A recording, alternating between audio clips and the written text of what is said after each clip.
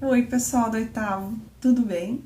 Espero que vocês tenham passado uma boa semana, que ninguém esteja doente, que todos estejam com saúde, para a gente continuar tocando o nosso barco aqui, continuando com as nossas aulas. Pessoal, hoje a nossa aula é da apostila das páginas 22, 23 e 24, e é a continuação do teatro No. Lembram que a gente já teve na aula passada sobre o teatro no japonês. E hoje é a partezinha que ainda falta a falar sobre o teatro no, certo? Então vamos lá. A linguagem. A linguagem do teatro no é uma linguagem clássica, porque eles utilizam muito a poesia no teatro no. E a linguagem não é uma linguagem do cotidiano. Não vai existir um diálogo dentro do teatro no em que se diga: oi, tudo bem? Não, vai ser Vossa Senhoria está bem? É toda uma linguagem rebuscada, é uma linguagem clássica, não é uma linguagem popular. Todo o texto do teatro vai ser assim, em toda a história. Esses diálogos, esse texto, tem que ser seguido à risca. Os atores não podem modificar esse texto. E ele tem que ser, a história tem que ser contada como é contada há vários e vários e vários anos. Da mesma forma. Então, não pode ser mudado, o texto não pode ser mudado. A música e a coreografia, porque também tem música e coreografia, ela é feita em partitura, tanto a música quanto a coreografia. E essas partituras são chamadas de kata. Kata é o nome das partituras para música e coreografia. Então, na da coreografia, vai ter os bonequinhos palito ali, desenhadinho, em vez das notas musicais. E na da música, vai ter as notas musicais, certo? Então, cada uma vai saber, os músicos vão saber, através das notas musicais, o que devem fazer, e os bailarinos com a coreografia, através dos desenhos, dos esquemas dos bonequinhos colocados na coreografia também, que é chamada kata, no papel, certo? Bom,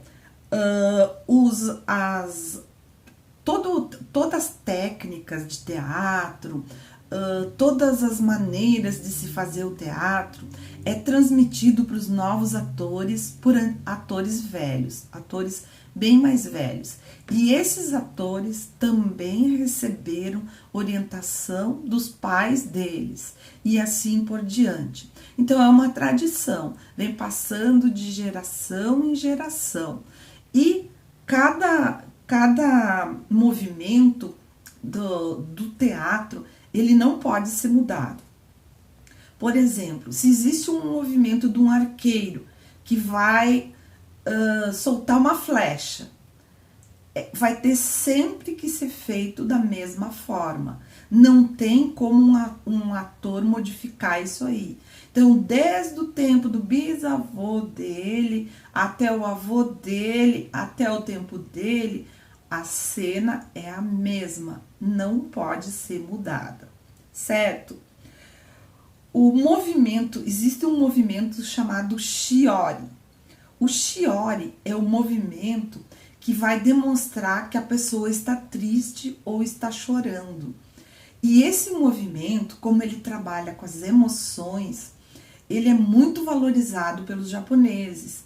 E esse sim, não pode ser mudado de forma nenhuma.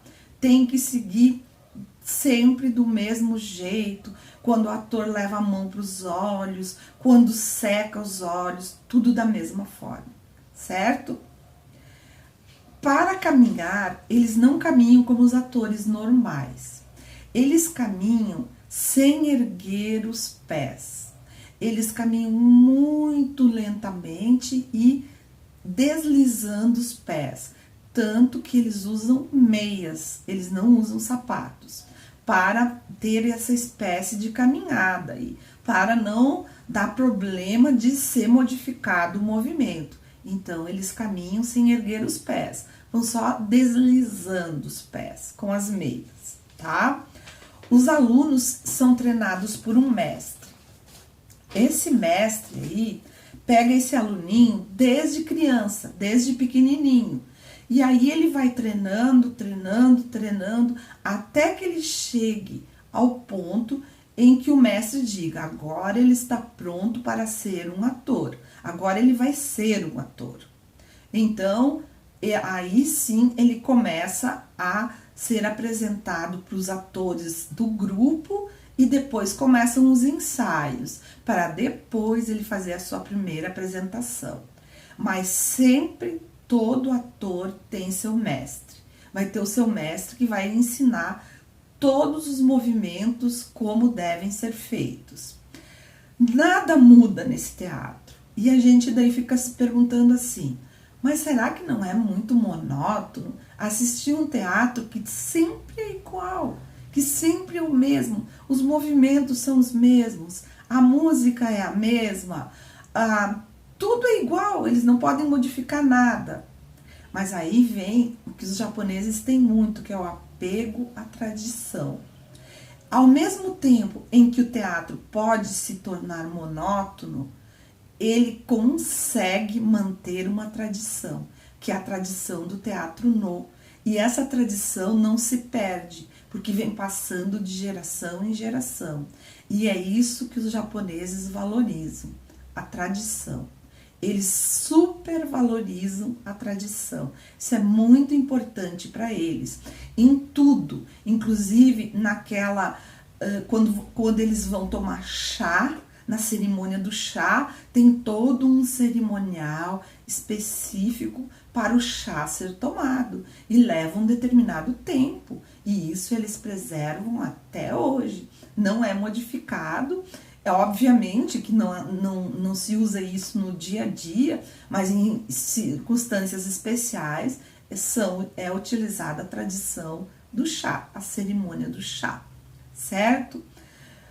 Na nossa apostila, a gente também tem uma pintura de Van Gogh ao lado de uma gravura japonesa. E a pintura é exatamente igual à gravura. E aí a gente fica se perguntando, mas como que Van Gogh foi fazer um quadro, copiar uma gravura, uma xilogravura de um japonês?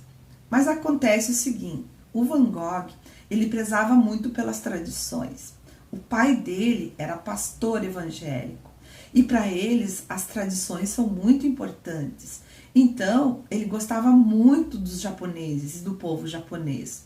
E ele decidiu fazer uma obra com o mesmo desenho que a xilogravura. Mas elas não são iguais. Por que elas não são iguais?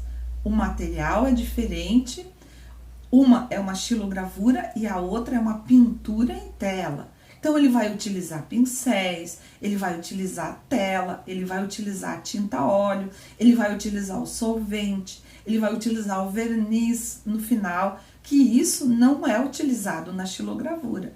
Mas o desenho é igual.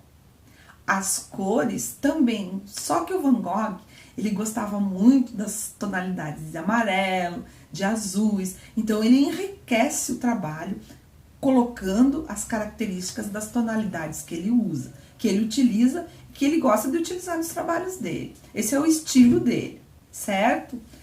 Isso pode ser considerado um plágio? Não, não é um plágio. Os artistas, qualquer um de nós, mesmo nós, quando eu proponho um desenho para vocês, a gente vai procurar uma referência. Vocês vão para a internet e vão procurar uma referência. Vocês podem até não fazer igualzinho, mas vocês buscam ideias. E muitos fazem igualzinho, só que nunca sai igual. Por quê? Porque vocês são uma pessoa, o artista que fez é outra. São formas diferentes de fazer. Então, quer dizer, os artistas, eles também buscam inspiração uns nos outros. E isso não é considerado errado. E não é considerado plágio, certo? Todos os artistas vão sofrer influências de outras obras, assim como a gente. A gente sempre se inspira em alguma coisa. Não só nisso, por exemplo, em roupas, em estilo, em maneira de vestir, em gostos de música, a gente é influenciado. Muitas vezes um amigo te diz, olha, tal música é ótima, ouve, você vai amar. E é assim que os artistas trabalham também. Bom, pessoal, a nossa aula de hoje era isso, certo? Eu espero que vocês tenham passado uma boa semana, que todos estejam com saúde, continuem se cuidando. Eu tô morrendo de saudades e até a próxima. Um grande beijo. Tchau, tchau, gente.